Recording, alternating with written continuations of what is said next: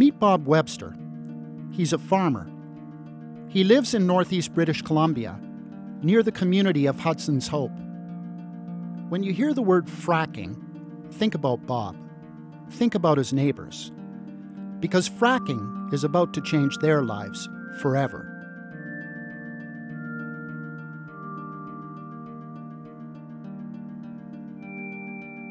Bob and his neighbors also live near the giant Williston Reservoir and the W.A.C. Bennett Dam. Downstream from the dam lies the Peace River.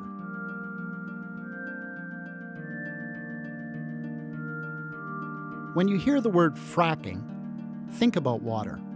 Think about hydropower. Because the industry that's turning life on its head in Bob's neck of the woods will need plenty of hydropower and plenty of water in the years ahead. Fracking is increasingly used to unlock natural gas from deeply buried shale rock, which is why the industrial rush into Bob's backyard is sometimes called the shale gale. The gale blew in a couple of years ago. Before long, water trucks were pulling water out of local lakes and rivers night and day. Once loaded with water, the trucks drove uphill from the river valley onto new roads hacked out of the aspen and spruce forests.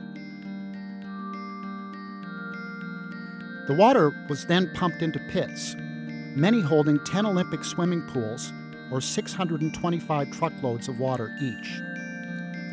Later, all of that water was pumped deep underground at shale gas wells. The water, along with sand and chemicals, was pumped at such pressure that it fractured the deep shale rock. The fractures later yielded lots of shale gas.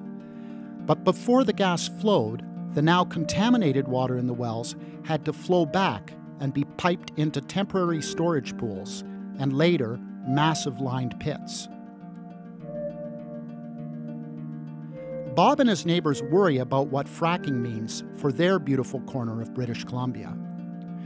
Will there be enough water to meet the shale gas industry's big thirst? What environmental impacts will water withdrawals and water contamination have? Where will all the power come from to meet the industry's growing needs? Soon, hundreds of square kilometers of land could be flooded if a new dam on the Peace River is built. The fracking industry alone could consume all of the power at that dam more than twice over.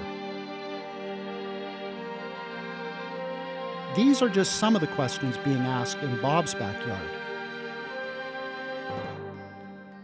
Maybe it's time we asked a few of our own, because we all stand to pay higher rates for our hydropower so that the fracking industry can pay less.